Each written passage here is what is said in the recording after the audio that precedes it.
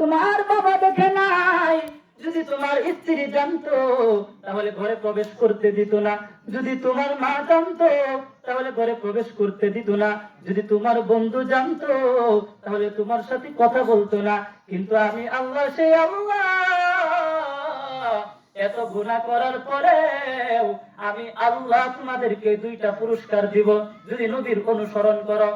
এক নাম্বার পুরস্কার, ইহদিকুমুল্লাহ, আল্লাহ তোমাদেরকে, আমি আল্লাহ তোমাদেরকে ভালোবাসবো। ও ভাই, আল্লাহ যদি আমার আপনার হয়ে যায় কিছু দরকার আছে?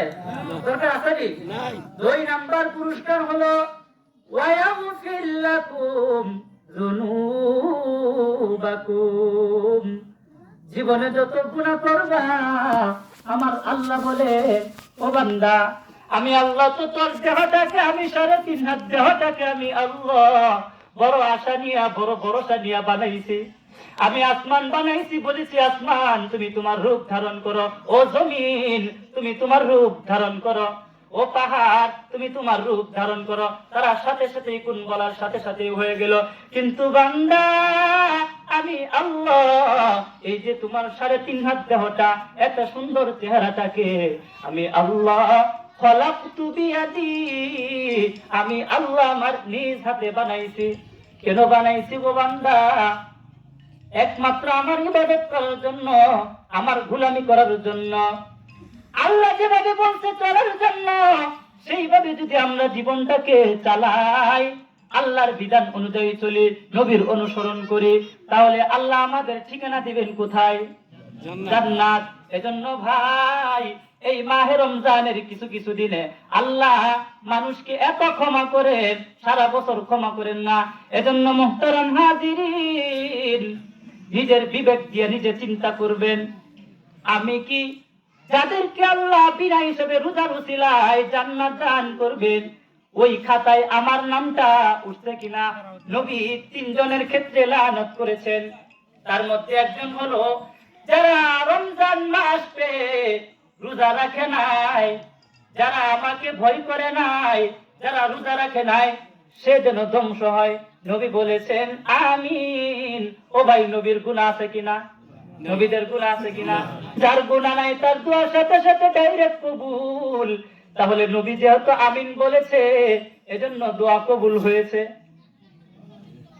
আরেকটি লানত করেছেন, আমার নাম শোনার পর যদি কেউ আমার উপর দুরূদ প্রেরণ না করে, সাল্লাল্লাহু আলাইহি ওয়াসাল্লাম না বলে, তাহলে সে যেন ধ্বংস হোক, তার উপর লানত। তাহলে ভাই, একটু নিজের দিয়া চিন্তা করবেন, আমি কি 30টা রোজা রেখেছি? আমার তারাবি, আমার সেহরি, আমার ইফতার, আমার যাকাত, আমার দান সদকাগুলো হিসাব ভাবে ভালো করে হয়েছে কিনা, আল্লাহ কবুল করছে কিনা? এজন্য আমরা নিজেরাই চিন্তা করব। আর যাদেরকে আল্লাহ বিনা হিসাবে রায়্যান নামক দরজা দিয়ে জান্নাতে প্রবেশ করাবে, যাদের মুত্তাকির খাতায় নাম উঠাইছে, ওই খাতায় আমার নামটা উঠছে কিনা ভাই, একটু ভালো করে চিন্তা করবেন, আল্লাহকে ভয় করবেন, মা বাবার সেবা করবেন।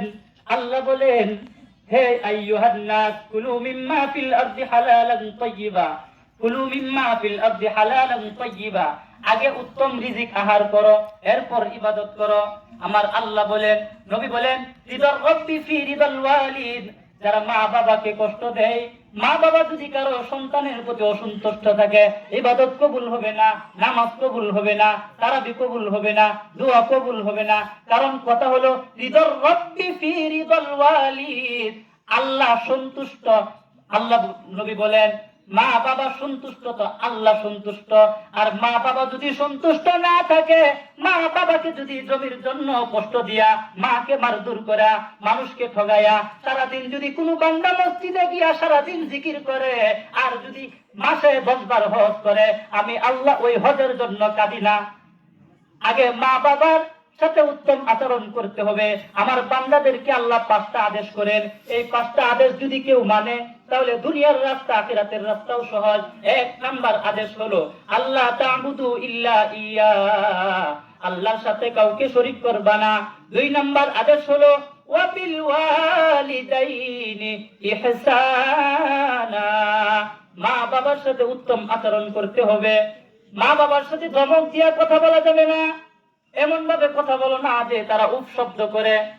এজন্য ভাই এই বিধানগুলো যদি, এই বিষয়গুলো যদি আমরা খেয়াল করে চলি, তাহলে আল্লাহ আমাদেরকে মাফ করবেন। আল্লাহর কাছে বেশি বেশি দোয়া করব, বেশি বেশি তাওবা ইস্তিগফার করব। আল্লাহর হাবিব বলেন, ইয়া আইয়ুহান নাস তুবু ইলাল্লাহ, তোমরা বেশি বেশি তাওবা করো। নবীর গুনাহ না থাকার পরেও যদি উনি প্রতিদিনে 100 বার তাওবা করতেন, ও ভাই আমরা কয়বার করি? আমরা কি তাওবা করি? দিন 1-2 বার করি? মৃত্যুর কথা স্মরণ করি? করি না। আর নবী প্রতিদিন আতুবু ইলাইহি ফি ইয়াউমি মিআতা মাররা, নবীজি প্রতিদিন 100 বার মৃত্যুর কথা স্মরণ করতেন। হযরত আলী বলেন, মুতু ক্বাবলা আন তামুতু, ও ভাই দুনিয়ার জীবনেই শেষ জীবন না। এই দুনিয়ার চাকচিক্য, দুনিয়ার সৌন্দর্য, এই যে টাকা পয়সা ধন দৌলত সম্পদ, বান্দা আমি তোমাকে দিয়েছি, সব তোমাকে লিয়াবলুয়াকুম, তোমাদেরকে পরীক্ষা করার জন্য। আইয়ুকুম আহসানু আমালা, তারা ভালো কাজ করে আর তারা খারাপ কাজ করে। তোমাদেরকে আমি যা দিয়েছি সব তোমাদেরকে পরীক্ষা স্বরূপ দিয়েছি। আমি তোমাদেরকে, দুনিয়া কারোর জন্য স্থায়ী নয়, দুনিয়া অস্থায়ী, একদিন আগে হোক পিছু হোক সবাইকেই যেতে হবে দুনিয়া ছেড়ে।